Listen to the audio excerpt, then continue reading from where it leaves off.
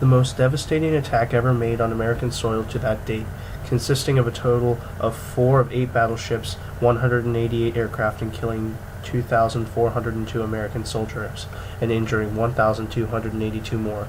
Pearl Harbor stands alone from all other attacks waged on the United States of America. On the early Sunday morning of December 7, 1941, the Japanese, under the command of Yamamoto Isoroku, waged a 2-wave attack on the American naval station at Pearl Harbor. This attack first shocked, then galvanized the nation into action.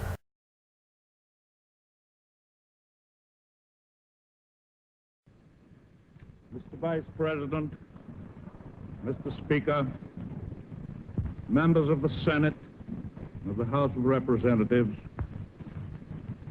yesterday, December 7th, 1941, a date which will live in infamy. The United States, now in declared war against the Japanese, moved from working under disguise from the Allies to becoming one of the Allies. Young boys and old men alike flocked to enlist in the military.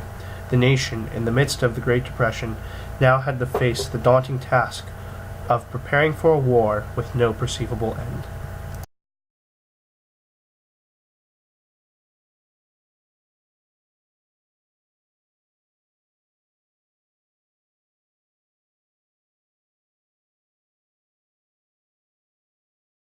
The Battle of the Coral Sea, fought in the waters southwest of the Solomon Islands and eastward from New Guinea, was the first of the Pacific War's 6 fights between opposing aircraft carrier forces. Though the Japanese could rightly claim a tactical victory on the points, it was an operational and strategic defeat for them, the first major check on a great offensive they had begun 5 months earlier at Pearl Harbor. The diversion of Japanese resources represented by the Coral Sea Battle would also have immense consequences a month later at the Battle of Midway. The Coral Sea action resulted from a Japanese amphibious operation intended to capture Port Moresby, located on New Guinea's southeastern coastline. A Japanese airbase there would threaten northeastern Australia and support plans for further expansion into the South Pacific, possibly helping to drive Australia out of the war and certainly enhancing the strategic defenses of Japan's newly enlarged oceanic empire. The Japanese operation included 2 seaborne invasion forces, a minor one targeting Tulagi in the southern Solomons, and the main one aimed at Port Moresby. These would be supported by land-based air power from bases to the north and by 2 naval forces containing a small aircraft carrier, several cruisers, and a few more ships.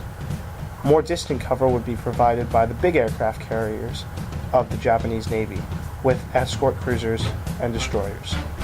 The U.S. Navy, tipped off to the enemy plans by superior communications intelligence, countered with 2 of its own carriers plus cruisers. Preliminary operations on the 3rd to the 6th of May and 2 days of active aircraft carrier combat on the 7th and 8th of May cost the United States 1 aircraft carrier, a destroyer, and 1 of its very valuable fleet boilers, plus damage to the 2nd aircraft carrier. However, the Japanese were forced to cancel their Port Moresby seaboard invasion. In the fighting, they lost a light carrier, a destroyer, and some smaller ships. Most importantly, those 2 carriers were eliminated from the upcoming Midway operation, contributing by their absence to the terrible Japanese defeat that would follow.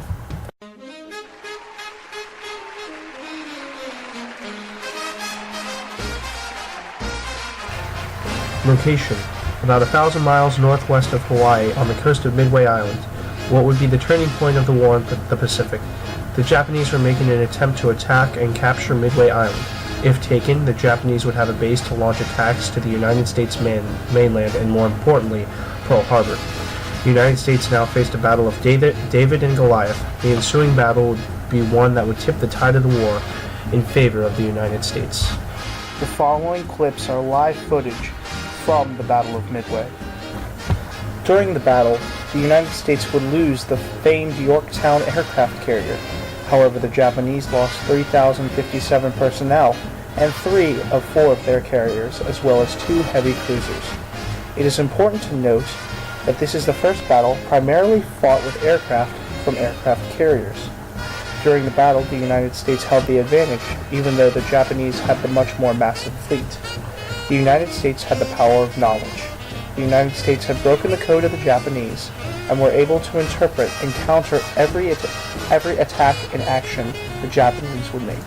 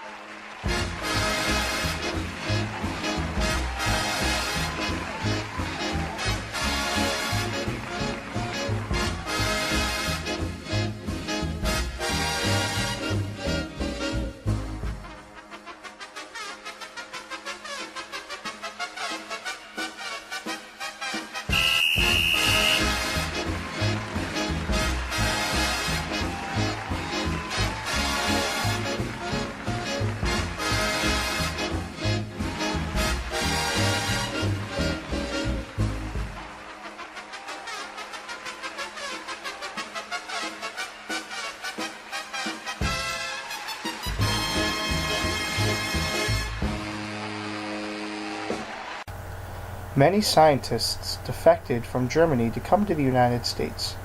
The United States took advantage of this knowledge and human resource and began to work on the development of a weapon that would be able to put an end to the war. The idea was a literal nuclear deterrent. In this video, live nuclear tests were being conducted. Note that all of the soldiers are being exposed to the toxic radiation of a comparably rather tame nuclear bomb as opposed to those dropped on Japan. 2 nuclear bombs would land on Japan, the first dubbed the Fat Man and the second the Small Boy. The Fat Man would be dropped on Hiroshima on August 6, 1945 by the famed Enola Gay of the 339th Bombardment Squadron. The bomb exploded at 1,900 feet. However, due to a crosswind, the bomb missed its initial aiming point of a bridge by approximately 800 feet and detonated directly over a surgical clinic. It created a blast with the equivalent of 16 kilotons of TNT. The weapon was considered very inefficient, however, with only 1.7 of its material fissioning. The radius of the total destruction was about 1 mile, with resulting fires across 4.4 square miles. The following bombing of Nagasaki occurred on August 8, 1945. The weapon contained a core of about 6.4 kilograms of plutonium. It was dropped on the city's industrial valley and exploded 47 seconds after the initial drop at 1,650 feet, above a tennis court halfway between Mitsubishi Steel and Arms Works in the south and the Mitsubishi Okami Ordnance Works, or Torpedo Works, in the north. This was nearly 3 kilometers northwest of the planned hypocenter. The blast was confined to the Orakami Valley, and a major portion of the city was protected by the intervening hills. However, the resulting explosion had a blast yield equivalent to 21 kilotons of TNT. The explosion generated a heat estimated at 7,050 degrees Fahrenheit, and the winds estimated at 624 miles an hour. World War I was referred to as the war to end all wars. However, World War II would bring to age the birth of new technology and tactics. The effects of the war, especially the nuclear bombings in Japan, would continue through today. The world would never be the same, and nuclear domination would rule the world.